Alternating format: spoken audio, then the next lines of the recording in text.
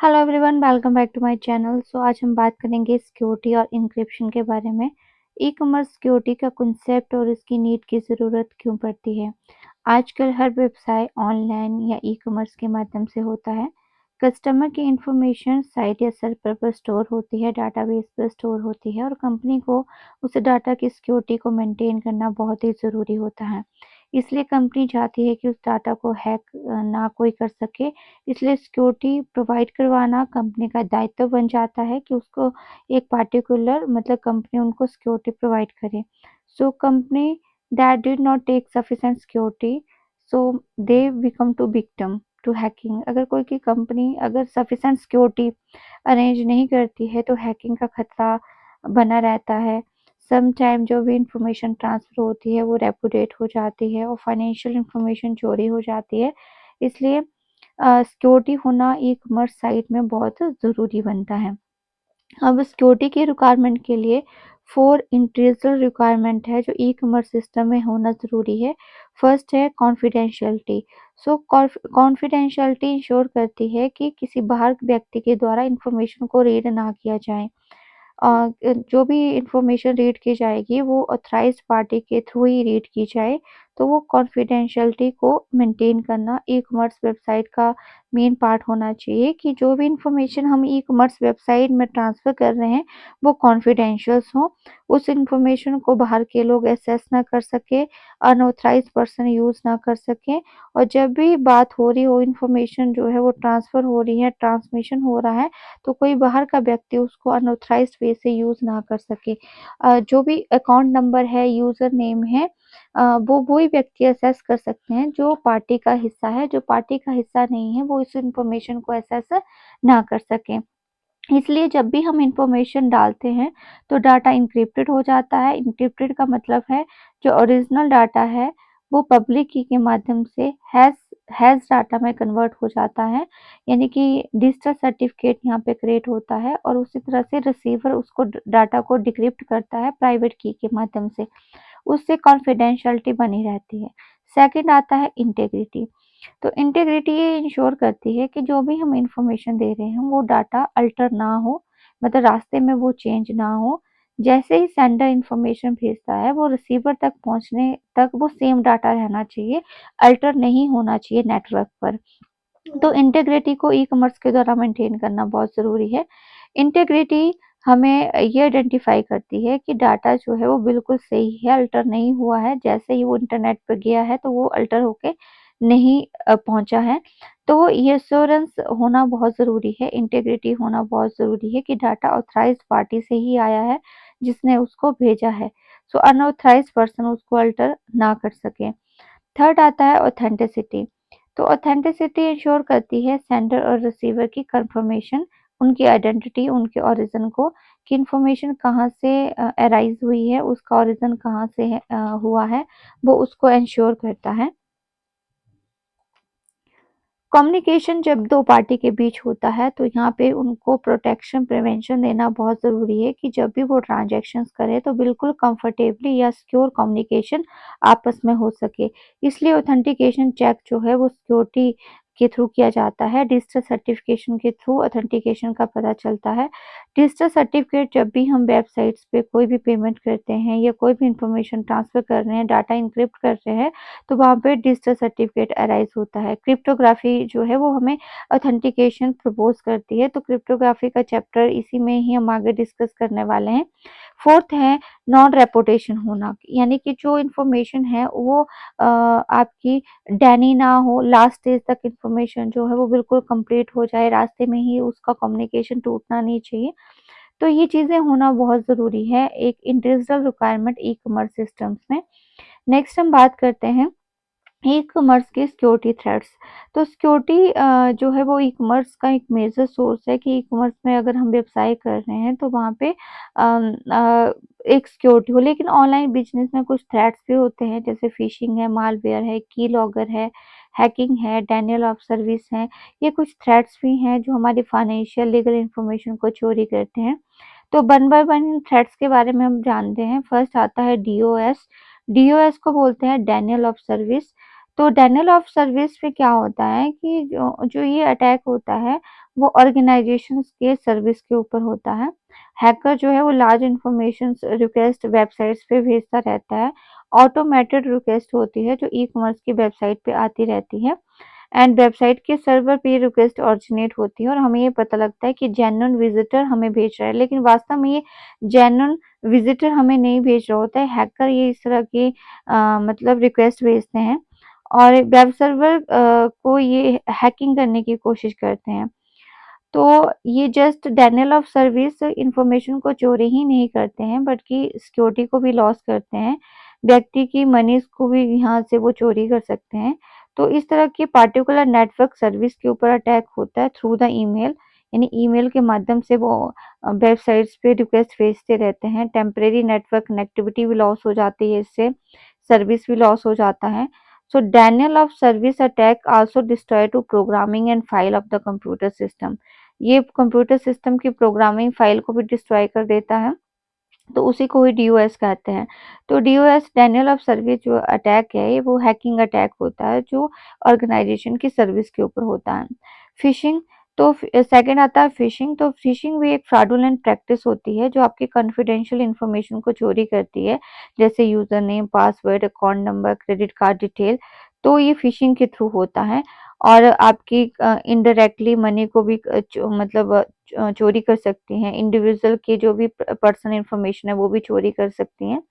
तो fishing practice बहुत तरीके से होती है। वन ऑफ देम ईमेल के थ्रू भी फिशिंग प्रैक्टिस होती है। ऐसी ईमेल भेजी जाती है जो वास्तव में हमें लगता है कि ओरिजिनल है, लेकिन वो वास्तव में ओरिजिनल नहीं होती है और उस ईमेल पे व्यक्ति अपनी वैलिडिटी वेरीफाई करता है। जैसे फॉर एग्जांपल बैंक की कोई ईमेल आपको आती है, वो सेम हूबहू बैंक की तरह लगती है, लेकिन वो बैंक की तरह नहीं होती है। वहाँ पे व्यक्ति अपनी इंफॉर्मेशन को डालता है और वहाँ से पैसा डिडक्ट हो जाता है, वो भी फिशिंग वेबसाइट्स होती है। और कुछ सेंसिटिव इंफॉर्मेशन होती है जो जैसे बैंक अकाउंट के बारे में इंफॉर्मेशन चोरी करना। There is several type of the phishing attack, जो ईमेल के माध्यम से, मैन इन द मिडल के माध्यम से, पेज कंटेंट ओवरराइडिंग के माध्यम से, मालवेयर फिशिंग के माध्यम से, की लॉगर के माध्यम से, ट्रोजन हैकर के माध्यम से, आईपी एड्रेस मैनिपुलेशन से होती है। तो काफ़ी मेथड हैं ऐसे फिशिंग करने के। नेक्स्ट आता है आपका थर्ड यहाँ पे मालवेयर। तो मालवेयर भी एक तरह का सॉफ्टवेयर प्रोग्राम होता है जो आपके सिस्टम को डैमेजेस को हार्म करता है और ये सेवरल टाइप के अटैक करता है। मालसियस सॉफ्टवेयर होते हैं जैसे वायरस, ट्रोजन, वर्म, स्पाईवेयर। तो एक मालसियस सॉफ्टवेयर है जो हैकिंग का काम करते हैं। वो आपके सिस्टम पे बैठ जाते हैं और जब भी आप ऑनलाइन होते हैं तो आपकी फाइनेंशियल इंफॉर्मेशन को चोरी कर देते हैं। तो एक तरह के अनवांटेड सॉफ्टवेयर होते हैं जो आपके मतलब कंप्यूटर पे इंस्टॉल हो जाते हैं आपकी बिना परमिशन के, मतलब आपको पता भी नहीं होता है, लेकिन इस तरह के मालसियस सॉफ्टवेयर आपके सिस्टम में आ जाते हैं और जब भी आप ऑनलाइन होते हैं तो आपकी पर्सनल इन्फॉर्मेशन यहाँ से चोरी हो जाती है। नेक्स्ट यहाँ पे बात करते हैं स्निफिंग। तो स्निफिंग भी आपकी एव्सड्रॉपिंग प्रोग्राम है जो आपके जब भी नेटवर्क पे ऑनलाइन आप होते हो तो आपकी इन्फॉर्मेशन को वो मॉनिटर करता रहता है कि आप क्या कर रहे हो। तो वो एक तरह की कंपनी की फाइल्स को, मैसेज को, कॉन्फिडेंशियल रिपोर्ट को ही रीड करता रहता है और मतलब स्नीफर एक तरह का सॉफ्टवेयर होता है जो आपके मॉनिटर को चेक, मतलब जो भी आप काम कर रहे हो वो उसको चेक करता रहता है और डाटा, जो भी डाटा आप ट्रांसमिट कर रहे हो मतलब ट्रांसफर कर रहे हो, उसके ऊपर अटैक करता रहता है। तो एक तरह का वीक पॉइंट रहता है ये कि नेटवर्क की वजह से ये अटैक रहता है और आपकी मतलब जो भी पर्सनल इन्फॉर्मेशन है वो कॉन्फिडेंशियल इन्फॉर्मेशन है उसको वो चोरी कर लेता है। नेक्स्ट है यहाँ पे थ्रेड्स बना रहेगा फार्मिंग। फार्मिंग भी एक फ्रॉडुलेंट प्रैक्टिस होती है जो फिशिंग और मालवेयर की तरह होती है और एक तरह का सॉफ्टवेयर प्रोग्राम आपके कंप्यूटर में इंस्टॉल हो जाता है और आपकी सेंसिटिव अकाउंट इंफॉर्मेशन चोरी हो जाती है और ये आपके पर्सनल कंप्यूटर पे एक तरह का सॉफ्टवेयर इंस्टॉल हो जाता है जिसके बारे में आपको पता नहीं होता है। कुछ ऐसी मेल आपके अकाउंट में आ जाती है जिसको आप ओपन करते हैं तो उससे भी अननोन प्रैक्टिस हैपनिंग होती है। तो वो भी एक तरह का अनऑथराइज्ड वे है हैकिंग करने का। नेक्स्ट एक्सक्यूएल इंजेक्शंस आता है। SQL injection web attack mechanism है। ये आपके वेबसाइट्स पे अटैक करता है। ये कॉमनली एप्लीकेशंस होती हैं जो डे टू डे आजकल यूज़ की जा रही हैं। कुछ कोडिंग होती है जो आपकी वेब एप्लीकेशंस के ऊपर इंजेक्ट करती है, वेबसाइट्स के ऊपर अटैक करती हैं। SQL injection arise because the field available to input allow SQL statement. तो एसक्यूएल इंजेक्शन का जो एसक्यूएल इंजेक्शन का जो प्रभाव है वो एसक्यूएल स्टेटमेंट की वजह से होता है एंड यहाँ पे सेंसिटिव डाटा डाटाबेस इंफॉर्मेशन को चोरी इसकी वजह से होता है एंड जो भी हमारा डाटाबेस मैनेजमेंट सिस्टम है उस पे ज़्यादा ये अटैक करता है। एसक्यूएल इंजेक्शन आपके जब भी अटैक करेगा या तो वो आपके डाटाबेस मैनेजमेंट फाइल पे ऊपर अटैक करता है या तो आपके वेब अटैक के ऊपर ज़्यादा प्रभाव डालता है। साइबर वेंडलिज्म, तो malware creator devote to time effort to act to cyber vandalism. तो जो मालवेयर एक्ट्स होते हैं, मालवेयर एक्ट या मालसियस सॉफ्टवेयर्स होते हैं, चाहे वो वायरस हो गया, ट्रोजन हो गया, वर्म हो गया, वो वेब पेजेस को भी डिस्ट्रॉय करते हैं, हैकिंग का काम भी करते हैं, आपकी सेंसिटिव फाइनेंशियल इंफॉर्मेशन को भी चोरी करते हैं। तो ये एक तरह का DOS Daniel of service attack की तरह ही होता है जो कंपनी की पर्टिकुलर वेबसाइट को इमीडिएटली इफेक्ट कर देते हैं। लेकिन कुछ इससे हम बच भी सकते हैं साइबर अटैक से अगर एंटीवायरस अगर प्रोटेक्टेड हो या फिर हम कुछ ऐसे सिस्टम को जैसे स्ट्रॉन्ग सिस्टमों को अगर यूज करें तो हम साइबर वेंडलिज्म से बच भी सकते हैं। नेक्स्ट आता है आपके पास अटैक क्रॉस साइट स्क्रिप्टिंग, इसको एक्सएसएस भी कहते हैं। तो एक तरह की स्क्रिप्टिंग होती है जिसमें कि हम जो भी पेजेस होते हैं क्लाइंट साइडेड के, तो वेब ब्राउज़र के ऊपर अटैक करता है, ना कि ये सर्वर साइड के ऊपर अटैक करता है। जो भी क्लाइंट साइड का वेब ब्राउज़र है उस पर ये अटैक करेगा, सर्वर के ऊपर अटैक नहीं करेगा। और जो आपकी क्रॉस साइट स्क्रिप्टिंग रहती है, ये एक तरह का थ्रेट रहता है इंटरनेट सिक्योरिटी पे कि इंटरनेट के थ्रू आप जो भी काम कर रहे हो, अपने वेब ब्राउज़र के थ्रू जो भी काम कर रहे हो, उस पे ये ज़्यादा अटैक करेगा। तो एक वीकनेस इसका पॉइंट रहता है, the concept of the cross site scripting to manipulate client side script. जो क्लाइंट साइड स्क्रिप्ट रहती है वेब एप्लीकेशन पर, उस पर ये मैनिपुलेट करता है। सर्वर साइड के पोर्शन के ऊपर इतना मैनिपुलेशन ये नहीं करता है। और cross site scripting attack are type of injection problem, मतलब जो एसक्यूएल इंजेक्शंस है, जो वेब अटैक है, उस तरह का सिमिलर टाइप रहता है जो आपकी इंफॉर्मेशन को, आपके ट्रस्ट को तोड़ता है और आपकी इंफॉर्मेशन को, क्लाइंट साइड की इंफॉर्मेशन को मैनिपुलेट करता है। क्लाइंट साइड की तरफ से ये अटैक जो है वो वेब एप्लीकेशंस के ऊपर होता है। नेक्स्ट है आपके पास मैन इन द ब्राउजर, मतलब इसी में आपके पास आ जाता है man in the browser attack और की लॉगर अटैक। सो की लॉगर अटैक की मैं यहाँ पे बात करूंगी कि की लॉगर अटैक क्या होता है। Keylogger one of the major online threats to user privacy. जब भी आप ऑनलाइन होते हैं तो ऑनलाइन ये आपकी मालिशियस इंफॉर्मेशन को चोरी करता है। की लॉगर दो प्रकार के होते हैं, एक सॉफ्टवेयर की लॉगर होता है, एक हार्डवेयर की लॉगर होता है। सॉफ्टवेयर की लॉगर क्या होता है, अनवांटेड सॉफ्टवेयर जो है वो आपके कंप्यूटर में इंटरनेट के माध्यम से आपके विदाउट योर कंसेंट आपकी इंफॉर्मेशन को चोरी करते हैं। और हार्डवेयर की लॉगर क्या होता है, जो वायरस जो है वो हार्डवेयर सॉफ्टवेयर के थ्रू इंसर्ट होते हैं। स्मॉल हार्डवेयर डिवाइसेस जो है वो आपके सिस्टम को डिस्टर्ब करता है। इन अनडिटेक्ट जिसको अनडिटेक्ट करना मतलब थोड़ा सा डिटेक्ट करना मुश्किल होता है, वो की लॉगर होता है। Man in the browser attack, so man in the browser attack भी आजकल फाइनेंशियल सर्विस इंडस्ट्री में सबसे बड़ा एक कारण है। Man in the browser attack जो आपके ब्राउज़र को मैनिपुलेट करता है, आपके बैंक अकाउंट की इंफॉर्मेशन को हैक करता है एंड जब भी डाटा डिक्रिप्ट होता है उस टाइम इसकी हैकिंग जो है वो ज़्यादा बनी रहती है। जैसे man in the browser attack money related या फाइनेंशियल मैटर के ऊपर ज़्यादा अटैक करता है। नेक्स्ट आता है इम्प्लीमेशन टेक्नोलॉजी सिक्योरिटी सॉल्यूशन, यानी कि किस तरह से सिक्योरिटी का सॉल्यूशन हो सकता है। ई कॉमर्स साइट को मेंटेन करने के लिए सिक्योरिटी हम मेंटेन कर सकते हैं। सिक्योरिटी के लिए तीन चीज़ों का आपने ध्यान रखना है। कॉन्फिडेंशियलिटी, मतलब ये ऑथेंटिकेशन जो है वो श्योर होनी चाहिए कि जो पीपल है वो उसकी इंफॉर्मेशन जो है वो बाहर की पार्टी जो है वो उसको रीड ना कर सके। इंटीग्रिटी होना बहुत ज़रूरी है, मतलब जो इंफॉर्मेशन है वो चेंज नहीं होनी चाहिए। अवेलेबिलिटी, यानी कि जो कंटिन्यू कोई भी डाटा जो है वो आपका डैनियल नहीं होना चाहिए, मतलब आप कंटिन्यूटी होनी चाहिए डाटा में, तो ये होना बहुत ज़रूरी है। इसके लिए सबसे बेस्ट ऑप्शन रहता है डाटा को एन्क्रिप्शन करना। तो जो भी आपका प्रोटेक्टेड डाटा होता है, सेंसिटिव डाटा होता है, उसका एन्क्रिप्टेड होना बहुत ज़रूरी है जब भी कम्युनिकेशन नेटवर्क के थ्रू होता है। इंक्रिप्शन हमें सेंसिटिव इंफॉर्मेशन को प्रोटेक्ट करने का काम करता है। सो इस तकनीक से हम क्या करते हैं, इनकोडिंग करेंगे, और इनकोडिंग का मतलब है कि जो कोड के थ्रू एल्गोरिथम करेंगे, जो प्लेन टेक्स्ट होता है उसको हम सिफर टेक्स्ट में कन्वर्ट करेंगे, ताकि अनऑथराइज्ड पर्सन उस कोड को रीड ना कर सके, डिकोड ना कर सके। सिर्फ ऑथराइज्ड पर्सन ही उसको कोड को डिकोड कर सके, डिक्रिप्ट कर सके। सो इनक्रिप्शन हमारे डाटा को प्रोटेक्ट करने के लिए होता है। इनक्रिप्शन का मतलब है कि डाटा जो प्लेन टेक्स्ट में है वो सिफर टेक्स्ट में कन्वर्ट हो जाएगा, है ना। जब भी नेटवर्क पे डाटा चेंज होगा, जैसे आपने हेलो लिखा तो हेलो जो है वो हैज डाटा में कन्वर्ट हो जाएगा, 123 हैज डाटा में। तो जब आपका प्लेन टेक्स्ट सिफर टेक्स्ट में कन्वर्ट हो जाता है उसको इंक्रिप्शन कहते हैं हम।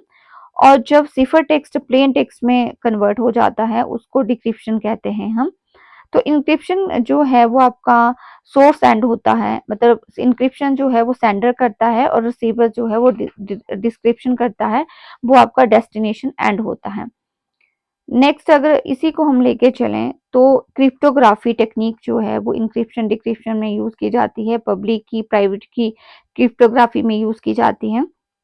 क्रिप्टोग्राफी एक ऐसी टेक्निक है जो secret code and cipher system को मेंटेन करती है। ये एक तरह का स्टोरिंग एंड ट्रांसमिटिंग डाटा जब हम करते हैं तो वो किस तरह से होगा, उसकी प्रोसेस कैसे रहेगी, रीड और प्रोसेस कैसे रहेगी, उसको मेंटेन करता है। तो इसके लिए जो क्रिप्टोग्राफी है वो यूज की जाती है plain text and cipher text के लिए। इसमें आपके पास जो प्लेन टेक्स्ट जैसे कि कोई number, order number, clear text है उसको प्लेन टेक्स्ट कहते हैं। सिफर टेक्स्ट क्या होता है, जब डाटा इंक्रिप्टेड होता है हैश डाटा में उसको हम सिफर टेक्स्ट कहते हैं। सिफर टेक्स्ट आपके इंक्रिप्शन डिक्रिप्शन हो सकते हैं। मेन ऑब्जेक्टिव क्या है क्रिप्टोग्राफी के, कि कॉन्फिडेंशियलिटी को मेंटेन करना। क्रिप्टोग्राफी जो है वो ये मेंटेन करता है कि बाहर का व्यक्ति जो है उस इंफॉर्मेशन को रीड ना कर सके, वो ये मेंटेन करता है। एंड इंटेग्रिटी क्या मेंटेन करती है कि डाटा जो है वो अल्टर ना हो, चेंज ना हो। नॉन रेपुटेशन क्या मेंटेन करता है कि डैनियल जो मतलब डाटा का जो है वो कम्युनिकेशन ना टूटे। ऑथेंटिसिटी क्या मेंटेन करती है कि सेंडर और रिसीवर कौन है, उनकी पहचान, उसकी आइडेंटिटी ऑथेंटिकेशन बताती है। तो दो तरह की क्रिप्टोग्राफी हम यूज करते हैं, एक होती है पब्लिक की क्रिप्टोग्राफी जिसको एसिमेट्री कहते हैं, और दूसरी आपके पास प्राइवेट की क्रिप्टोग्राफी है जिसको सिमेट्री कहते हैं। अब इनको वन बाय वन हम डिस्कस करेंगे कि सिमेट्रिक और एसिमेट्रिक क्या है। पब्लिक की क्रिप्टोग्राफी क्या होती है, जिसको एसिमेट्रिक क्रिप्टोग्राफी भी कहते हैं हम। जैसे मैंने अभी बात की कि क्रिप्टोग्राफी दो तरह की होती है, पब्लिक की और प्राइवेट की का हम इसमें यूज करते हैं। पब्लिक की सबको पता होती है जबकि प्राइवेट की सिर्फ रेसिपिएंट यानी रिसीवर को पता होती है। सो एसिमेट्रिक या पब्लिक की हम जब भी हम कम्युनिकेट करते हैं तो पब्लिक की के माध्यम से करते हैं, और पब्लिक की के माध्यम से हम डाटा को इनक्रिप्ट करते हैं। इनक्रिप्ट का मतलब है plain text to cipher text करते हैं। और प्राइवेट की मदद से हम डाटा को डिक्रिप्ट करते हैं। और डिक्रिप्शन में क्या होता है कि जो भी इंफॉर्मेशन होती हैं हमारी, वो cipher text to plain text convert होती है। इसका प्रोसेस क्या होता है एसिमेट्रिक या पब्लिक की इंक्रिप्शन का। सो पब्लिक की इंक्रिप्शन में सबसे पहले क्या होता है कि सेंडर एक मैसेज को क्रिएट करता है और वो डाटा को इनक्रिप्ट करता है, और इन यहाँ पे इनक्रिप्टिंग में plain text to cipher text convert हो जाएगा। And sender sender cipher text message to recipient, यहाँ पे सेंडर जो है सिफर टेक्स्ट जो है वो रेसिपिएंट रिसीवर को देगा, और रेसिपिएंट डाटा को डिक्रिप्ट करेगा with the use of the private key. So with public key encryption sender convert to plain text message to the cipher text. तो याद रखना जो पब्लिक की है उसमें जो सेंडर होगा, मतलब ए ने बी को मैसेज भेजा तो ए क्या करेगा, इनक्रिप्ट करेगा, और बी क्या करेगा, डिक्रिप्ट करेगा। तो ए पब्लिक की इंक्रिप्शन का यूज करेगा और यहाँ पे बी जो है वो प्राइवेट की का यूज करेगा। और जब भी मैसेज पब्लिक की के माध्यम से भेजा जाता है तो एक डिजिटल सर्टिफिकेट क्रिएट होता है X.509। तो ये आपने डिजिटल सर्टिफिकेट का जो चैप्टर अगर नहीं पढ़ा है आपने, तो आपने प्रीवियस चैप्टर पढ़ लेना है उसको।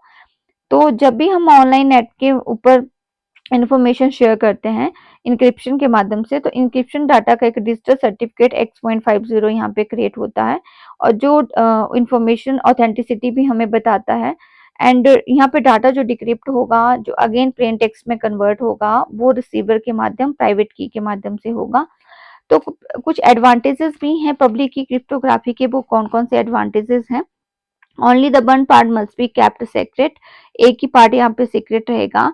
No need to change your public and private key pairs, आपके प्राइवेट की को चेंज करने की जरूरत नहीं है। For number of the peoples communicate there need not to number of the people key where, यहाँ पे जो है नंबर ऑफ पीपल जितने कम्युनिकेट हो रहे हैं तो वहां पे नंबर ऑफ द पेयर्स बनते हैं। There is no need to initial key exchange, initial key exchange को चेंज करने की जरूरत नहीं है। It can serve to digital signature, यानी public key cryptography digital signature के थ्रू इसमें काम होता है। इसके कुछ डिसएडवांटेजेस भी हैं। इसकी कंप्यूटेशन जो है वो स्लो होती है, अकेली रहती है, मतलब आपके की मस्ट बी लॉन्ग, मतलब सॉरी अकेली नहीं, यहाँ पे मैंने गलत लिख दिया, लॉन्ग होना था, key must be long at least 1024 bit these days. There is no proof that any public key scheme is secure, security का कोई मतलब 100% सिक्योरिटी नहीं है। It has not been around long enough tested as much, जरूरी नहीं कि बहुत लंबे टाइम तक आप इसका यूज कर सके। अब बात आती है यहाँ पे प्राइवेट की क्रिप्टोग्राफी की। तो प्राइवेट की क्रिप्टोग्राफी को सिमेट्रिक की भी कहते हैं, और जब भी हम इनक्रिप्ट डिक्रिप्ट डाटा करते हैं तो प्राइवेट की के माध्यम से यहाँ पे रेसिपिएंट डाटा को डिक्रिप्ट करता है। जो सिमेट्रिक की सिस्टम है ये सिंपल और फास्टर है। इसमें जो है दो पार्टी आपस में जब कम्युनिकेट करती है सिक्योर वे में तो पब्लिक की और प्राइवेट की का यूज किया जाता है। पब्लिक की का यूज इंक्रिप्शन में किया जाता है, जबकि प्राइवेट की का यूज डिक्रिप्शन में किया जाता है। तो सेम प्राइवेट की इंक्रिप्शन के स्टेप क्या है? The sender create cipher text to message to the encryption and sender send to cipher text to recipient. Now the recipient decrypt the cipher text. अब recipient का मतलब कौन होता है? जो रिसीवर ऑफ द मैसेज है। जो रिसीवर ऑफ द मैसेज होगा वो अब क्या करेगा? सिफर टेक्स्ट को प्लेन टेक्स्ट के माध्यम से प्राइवेट की के माध्यम से चेंज करेगा। Now is the threads for the client computers कौन कौन से हैं? तो फर्स्ट वन आ जाता है कुकीज। तो cookies are small piece of text होते हैं store in your computer and contain sensitive information that is not encrypted. अगर आपका डाटा इनक्रिप्टेड फॉर्म में नहीं है तो कुकीज यहाँ पे आपके स्मॉल पीसेस टेक्स्ट में आपके कंप्यूटर पे बैठ जाते हैं और आपकी पर्सनल इंफॉर्मेशन को चोरी करते हैं। लेकिन ये मशीन्स को डायरेक्टली हार्म नहीं पहुंचाते हैं, लेकिन आपके कुछ मतलब बहुत हद तक ये आपके सिस्टम को डैमेज कर देते हैं। अब आपके वेब सर्वर के ऊपर भी मतलब थोड़ा प्रभाव डालते हैं। तो cookie can be placed on the client computer by the web server. Web server के थ्रू भी कुकीज यहाँ पे आपके सिस्टम में इंस्टॉल हो जाते हैं, जिसको फर्स्ट पार्टी कुकीज कहते हैं। एंड अदर्स क्या होते हैं? डिफरेंट वेबसाइट्स की वजह से कुकीज आते हैं, उसको थर्ड पार्टी कुकीज कहते हैं।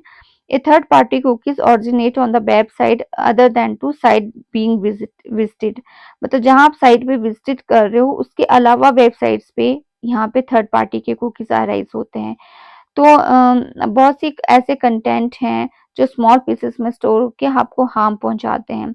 नेक्स्ट आता है आपके पास बैक बग। तो बैक बग भी आपके टीनी ग्राफिक होते हैं, थर्ड पार्टी वेबसाइट प्लेस पे होते हैं। ये थर्ड पार्टी वेबसाइट प्लेसेस के कारण आपकी साइट्स को हार्मफुल पहुंचाते हैं। जब भी विजिटर वेब पेजेस पे जाता है तो वहां पे बैक बग जो है वो जो थर्ड पार्टी साइट्स की वजह से आए हैं वो आपके सिस्टम पे इंस्टॉल हो जाते हैं और आपके सिस्टम को प्रभावित करते हैं।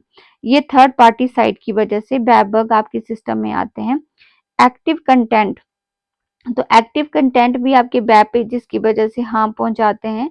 एक्टिव कंटेंट जो है वो सेवरल फॉर्म में आपको अवेलेबल होते हैं, जैसे cookies, Java applet, active X control, Java script, VB script. ऐसे प्रोग्राम हैं जो जब भी हम कोई भी इंफॉर्मेशन सर्वर से डाउनलोड करते हैं तो उस टाइम ये ग्राफिक के तौर पे मतलब कुछ ऐसी मेल्स अटैच हो जाती हैं जो क्लाइंट के सिस्टम्स को खराब करती हैं। कुछ एक्टिव कंटेंट्स रहते हैं, एक्टिव जिसकी मैंने अभी बात की, ये भी एक मतलब यही जावास्क्रिप्ट या अदर प्रोग्रामिंग की वजह से इंफॉर्मेशन अटैच हो जाती है जो हार्मफुल आपके कंप्यूटर को करती है। एक जावा एप्लेट है। तो जावा एक हाई लेवल प्रोग्रामिंग लैंग्वेज होती है, जब भी बिजनेस एप्लीकेशंस के लिए हम इसका यूज करते हैं। but an applet is a program to execute within the another program. It is cannot execute directly on the computer. So once download, जब हम जावा लैंग्वेज के कोड को डाउनलोड करते हैं, रन करते हैं, अगर उस टाइम सिक्योरिटी वायलेट हो जाती है तो ये प्रॉब्लम तब अराइजेस होती है थ्रेड्स की। मतलब जो भी जावा हम हाई लेवल प्रोग्रामिंग लैंग्वेज के तौर में हम पढ़ते हैं जावा लैंग्वेज को, लेकिन जब इसके प्रोग्राम को हम रन करते हैं और कोई भी कोडिंग में सिक्योरिटी में प्रॉब्लम हो जाती है, तो इस तरह का खतरा जो है वो आपके सिस्टम में बना रहता है कि वो सिक्योरिटी अनप्रॉपर वे में होती है। अगर अनट्रस्टेड जावा एप्लेट के कारण कोई दिक्कत होती है तो आपका सिक्योरिटी सिस्टम यहाँ पे हराश होता है। जावास्क्रिप्ट की बात करें तो एक तरह की स्क्रिप्टिंग लैंग्वेजेस है जो नेटस्केप ने डेवलप की है वेब पेजेस के लिए।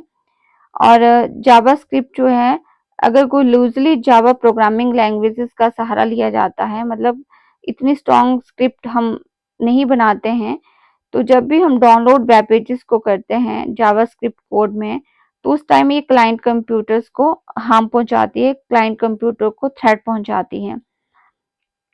कुछ प्रोटेक्टिंग क्लाइंट कंप्यूटर्स हैं जिससे हम क्लाइंट कंप्यूटर को प्रोटेक्ट कर सकते हैं, वो क्या क्या है।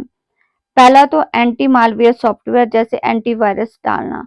तो मालवेयर जो प्रैक्टिस है या मालसियस सॉफ्टवेयर है, जैसे वायरस हो गया, ट्रोजन हो गया, अदर वायरस हो गए, उसको प्रोटेक्ट करने के लिए एंटी मालवेयर सॉफ्टवेयर आप अपने सिस्टम में डलवा सकते हैं। वायरस को प्रोटेक्ट करने के लिए एंटीवायरस डलवा सकते हैं, जिससे आपका सिस्टम थोड़ा सिक्योर हो जाएगा और इस तरह से अनऑथराइज्ड चीजें आपके सिस्टम पे नहीं आएगी।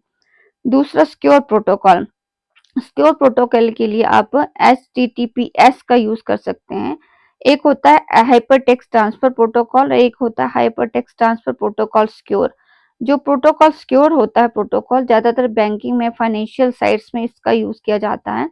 ये बहुत स्ट्रांग होता है और यहाँ ये डाटा को बहुत अच्छे से इंक्रिप्ट करता है, आपकी इंफॉर्मेशन को बहुत अच्छे से स्टोर करता है। तो सिक्योर प्रोटोकॉल का सिस्टम में यूज करना चाहिए। फायरवॉल। फायरवॉल जो होता है वो पर्सनली अनऑथराइज्ड अटैक से आपको बचाता है। तो इंटरनेट में जो भी फायरवॉल ऑर्गेनाइजेशन में हम लगाते हैं, इंटरनेट का कनेक्शन हम लगाते हैं, तो वहां पे पर्सनल फायरवॉल का होना जरूरी है, ताकि इस तरह के अटैक से आप बच सकें और सिस्टमेटिकली जो आपके डिफॉल्ट प्रोटेक्शंस होते हैं उससे आपका बचाव हो जाता है।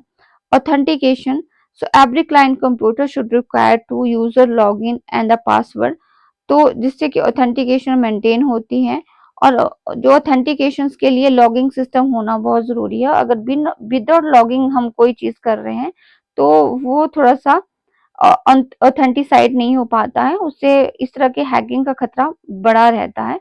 तो क्लाइंट कंप्यूटर में जो भी आपकी ई कॉमर्स वेबसाइट है उसमें ऑथेंटिकेशन होना क्या है, जरूरी है। And now the protecting to e commerce communication channel, मतलब जो भी कम्युनिकेशन चैनल है या वेब ब्राउजर है, वेब सर्वर है, वहां पे हम किस तरह से प्रोटेक्ट कर सकते हैं। फर्स्ट है सिक्योर सॉकेट लेयर का यूज करना। तो एक तरह का सिक्योरिटी प्रोटोकॉल है आजकल के दौर पे, जो दो मशीन आपस में इंटरनेट के माध्यम से कम्युनिकेट करती हैं, तो वहां पे SSL प्रोटोकॉल होना बहुत जरूरी है। अगर हम उसका यूज कर रहे हैं तो दो मशीन्स के बीच हैकिंग या फिर नॉन रेपुटेशन जो है वो बहुत कम होती है। सो SSL मॉडर्न ई कॉमर्स में क्या क्या सर्विस देता है। एक तो आपके ऑनलाइन क्रेडिट कार्ड ट्रांजैक्शन को सिक्योर करता है, लॉगिन को सिक्योर करता है, सेंसिटिव इंफॉर्मेशन को सिक्योर करेगा, वेब मेल को सिक्योर करेगा, वर्चुअल एप्लीकेशन, ऑनलाइन एप्लीकेशंस को सिक्योर करेगा, ईमेल जो क्लाइंट्स की सर्वर के साथ कनेक्ट हो रही है तो उसको सिक्योर करेगा, जो भी सर्वर पर फाइल ट्रांसफर हो रही है उसको वो सिक्योर करेगा, लॉगिन आईडीज को सिक्योर करता है। और जो इंटरनेट वेस्ट ट्रैफिक है या जो इंटरनेट के माध्यम से नेटवर्क फाइल शेयरिंग है, एक्स्ट्रानेट का कनेक्शन है या एक्स्ट्रानेट के माध्यम से डाटाबेस कनेक्शन है, उसको सिक्योर करता है। साथ में ही नेटवर्क नेटवर्क के लॉगिन को या अदर नेटवर्क ट्रैफिक को भी जो है वो सिक्योरिटी हमें प्रोवाइड करवाता है। तो अगर SSL जो है वो वर्क करेगी। नेक्स्ट है, आपको अपने सिस्टम में हाइपरटेक्स्ट ट्रांसफर प्रोटोकॉल सिक्योर का यूज करना है। अभी मैंने बात की कि अगर आप HTTPS का यूज करेंगे वेब प्रोटोकॉल का, तो ये नेटस्केप ने डेवलप किया है। जब दो मशीन आपस में कम्युनिकेट कर रही है तो HTTP का आप सहारा लोगे तो उससे सिक्योरिटी बनी रहेगी। ये क्या करता है कि ब्राउजर पे इंफॉर्मेशन को इंक्रिप्ट करता है, डिक्रिप्ट करता है। तो जो भी आप पेजेस रिक्वेस्ट पे इंफॉर्मेशन भेजते हैं या नेट पे इंफॉर्मेशन भेजते हैं, तो डाटा आपका जो है वो plain text to cipher text convert हो जाता है और cipher text to plain text convert होता है, तो इंफॉर्मेशन सिक्योर होती है। दूसरा यहाँ पे एचटीटीपी की वजह से जो ई कॉमर्स ट्रांजैक्शन होती है, ऑनलाइन बैंकिंग है, वो सिक्योर बनी रहती है। वेब पेजेस की इंफॉर्मेशन जो है वो सेंसिटिव इंफॉर्मेशन प्रोटेक्टेड होती है। डाटा मतलब जब भी ट्रांसमिट होगा तो इनक्रिप्टेड फॉर्म में होगा। और हाइपरटेक्स्ट ट्रांसफर प्रोटोकॉल सिक्योर में पोर्ट नंबर 443 का यूज किया जाता है और आरएफसी 2616 का यूज किया जाता है। तो जनरली जो सिक्योर लॉगिन है इंफॉर्मेशन का बना रहता है, वेब पेजेस जो है वो सिक्योर रहेगा। एंड यूजर जब कनेक्ट होगा वेबसाइट के साथ वो यूआरएल के साथ होगा। एंड जो आपके पास सिक्योर सॉकेट लेयर होगी वो भी साथ में वर्क करेगी, तो और ज्यादा प्रोटेक्शन होगी, हैकिंग का खतरा ज्यादा नहीं बना रहेगा।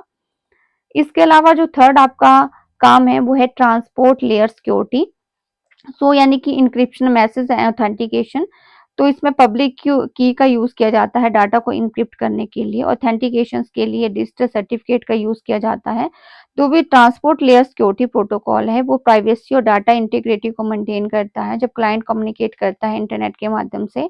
साथ में transport layer security protocol encrypt और डिक्रिप्ट का सहायता हमें देता है, तो हमारा जो मेल सर्वर पे या डाटा सर्वर पे बिल्कुल सिक्योर होके जाता है। जो आपका ट्रांसपोर्ट लेयर सिक्योरिटी सिस्टम है वो सिक्योर ईमेल को स्टैंडर्डाइज करता है, क्रिप्टोग्राफी का सहारा लेता है, ऑथेंटिकेशन कम्युनिकेशन नेटवर्क पर करता है, तो हमारा डाटा प्रोटेक्टेड रहता है। जो वर्चुअल प्राइवेट नेटवर्क जो है उसको भी हम यूज कर सकते हैं। वर्चुअल प्राइवेट नेटवर्क का मतलब है इंटरनेट का हम सहारा ले सकते हैं ताकि हम रिमोट ऑफिस से उस चीज को कंट्रोल कर सकें, एक्सपेंसिव सिस्टम को अवॉइड कर सकें। एंड जो इंफॉर्मेशन है वो क्रिप्टोग्राफी मेथड का हम यूज कर सकें। एक या दो नेटवर्क के साथ अगर कम्युनिकेट करना है तो वो प्राइवेट नेटवर्क में नहीं हो पाता है। अगर इंटरनेट का हम सहारा ले रहे हैं, वर्चुअल प्राइवेट नेटवर्क का सहारा ले रहे हैं, तो कंप्यूटर सिस्टम और हमारा सिक्योर हो जाएगा। तो आज का टॉपिक हमारा यही था। नेक्स्ट टॉपिक हमारा जो है वो आईटी एक्ट का रहेगा, उसके फीचर्स क्या रहेगा, तो नेक्स्ट टॉपिक उसी से है।